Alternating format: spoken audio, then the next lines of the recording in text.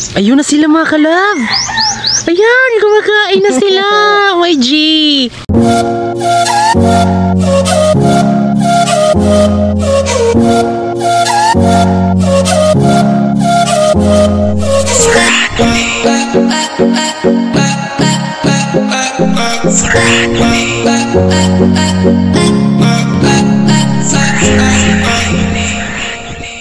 Hi mga kalab, ako po pala si Ulysses, ang bayot nga kay Ate Dili Iga. Ako rin, Francis, ang gwapo pero deyoso. And we are the Friendly Love Team. At kung bago ka pa lang sa aming channel, don't forget to subscribe.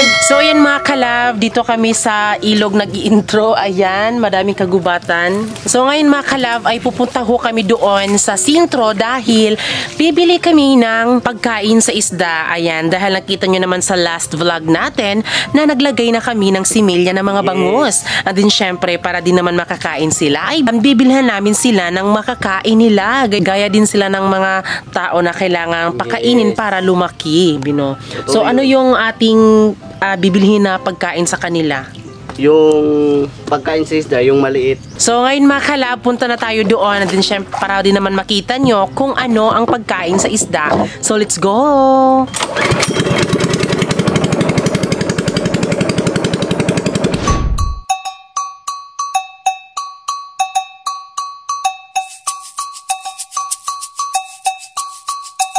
So yan mga kalab, andito na tayo sa terminal mga kalab. Dun syempre magtatanong tayo dito kung mayroon ba silang mga ebinentang mga pagkain sa mga isda. Yes, tara na.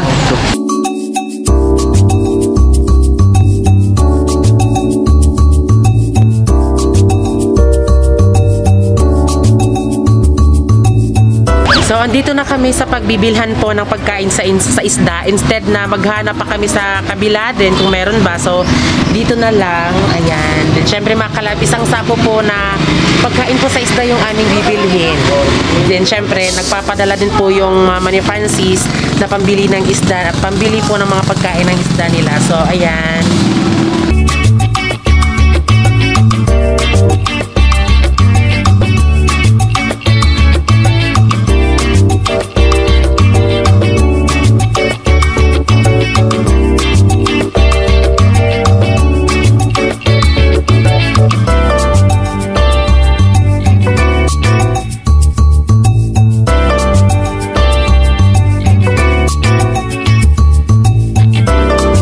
Ayan mga kalab, ito na pala sa kanila yung 10 kilos mga kalab, yung pagkain sa isda nila. Kay mama to mga kalab. Siyempre, ang sa amin din, bibili kami ng isang sako. So, isang lang kasako ating bibili.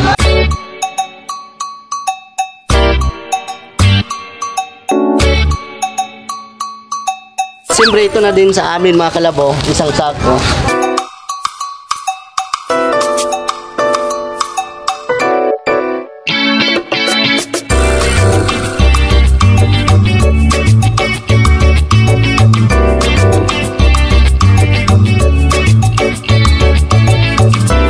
So yan mga kalab, andito na kami sa aming mini park. At din syempre nagsimula na namang mag high tide.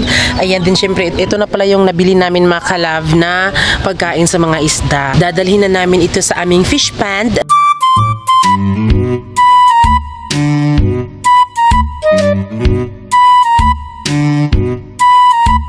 So ayan, nakasakay na kami ng pamboat. At ayun na po yung aming mga pagkain sa isda. So, init.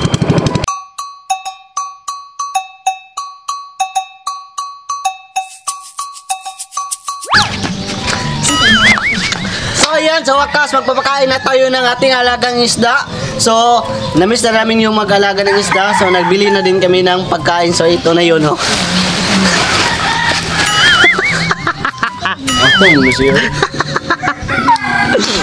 Pura ka mongoloid. So, ngayon ay papakainin natin kung ano, kung kumain ba sila. Yes. Baka gutom na sila. So, kumuha ka muna ng kutsara, bi, at saka plato. Sara. Okay. Sabi mo, kakain na yung mga isda. So, ayan! Yay! Thank you, Lord. So, ipag-pray nyo mga kalab na kahit na sobrang high tide dito mga kalab, sana hindi ho madamay yung aming mga alaga dito mga kalab. Kasi nung naglagay kasi kami dito ni Francis, ay nag-emergency harvest kami dahil ho sa panahon. Ayan. So, sana nga ipag-pray nyo sana nga okay yung ating paglagay dito ng mga isda para din naman makakuha tayo sa ating porsyento talaga mga kalab. Ayan, binuksan na ni Francis yung pagkain sa isda. Wow. Yan. Ayan na mga kalab, nabuksan na natin. Eren! Ayan na. Mukbang. So ayan, masarap sa feeling na medyo nakalagay na ho kami ng mga isda dyan. So dadagdagan pa po namin yan ni Francis para din naman makita din namin yung puhunan namin ni Francis, di ba? Kahit na sobrang mahal talaga ang mag-ano ng fish pan mga kalab, di ba Bino? Oh yes, dagdagan siguro natin ng 3 KB para 5K lahat yung ating na ilagay dito. Nice kayo eh. Sus. Hilak nga. Okay. Ayan. Bugan mo na ko eh. So ngayon mga kalab, ay papakainin natin ulit kasi nakulangan sila. Sobrang dami na nila. Ayan, sobrang happy ni Francis. Happy. So ayan, ako na naman papakain. O ayan, kain kayo. Sister, you happy? O diba?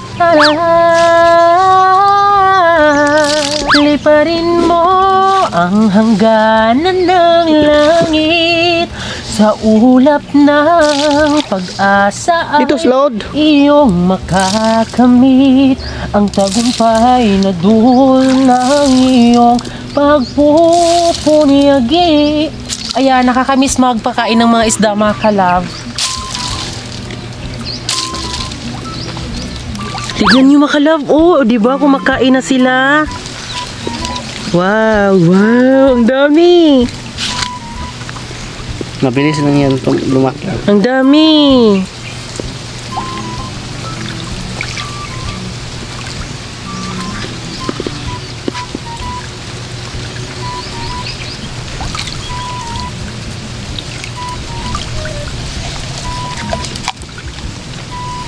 Pag gidagkan to order no.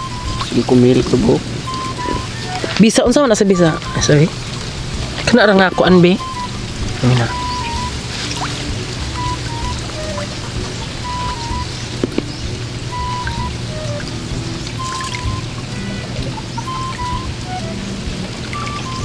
So ayan, dahil yun po ay pang lunch pa po nila kasi ano mga kalab, tanghali kasi sila dumating sa buhay namin. Ayan, then syempre mamaya na namang mga alas 4 or alas 5 po ng hapon natin papakainin yung ating mga isda. Ayan, so yan lang po, paulit-ulit lang po mga kalab hanggang lumaki po sila. Yes. Bino. At siyempre, kailangan din natin mag-pray para mas malaki yung ating isda. Medyo nakakamiss yung ganitong buhay namin, di ba mga kalab? Kasi yun nga, dito kami nakilala, di ba? Kaya asahan nyo po sa mga susunod na vlog natin at sa susunod pa itong ating fish pan serye. Ayan. So yan mga kalab, good afternoon. So ngayon ay pagpapatuloy ho natin ang pagpapakain ng mga ating similyang bangus. Dahil ngayon ay nagka-high tide na siya, so papasukan po yan ni Francis mamaya ng tubig kapag nag-high tide na. So ngayon ang gagawin muna natin ay magpapakain muna tayo ng isda. So ayun na po si Francis. Hi mga kalab. Ayan, magpapakain na ng isda. Oh, di ba?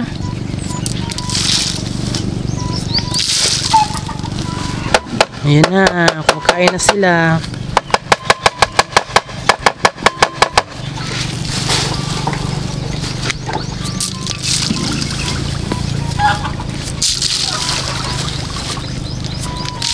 Naong ikuwag lumot ganina. Ayan na yung mga lumot mga kalabo.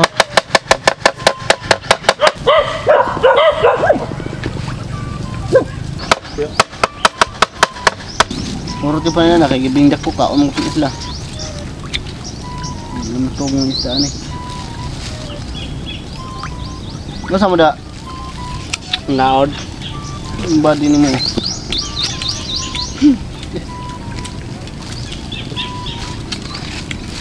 Buyag na sila mga ulit. So ayan mga kalab, dahil tapos na nating pakainin ang ating mga isda. So ngayon ay magpapaalam na kami. Pero bago nga magpapaalam, ay isa-shoutout muna natin yung ating kalab fans na si Adonis Ato Jr., Markin Magagad, Mary Claire Ato, Diane Rose Garcia Ato, and then kay Mimar Colon. So, hello sa inyo. And then, syempre, sa Espanyol family din.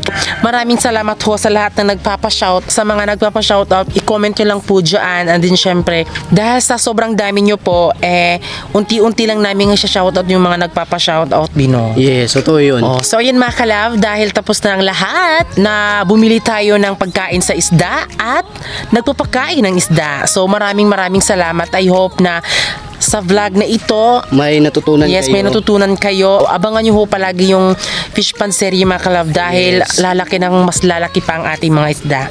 So yan mga kalab, maraming salamat ho nang nanood at syempre bago kayo umalis, please don't forget to subscribe our YouTube channel at kami ang Franoli Love Team na nagsasabing dapat love lang. Tinud anay nga gugma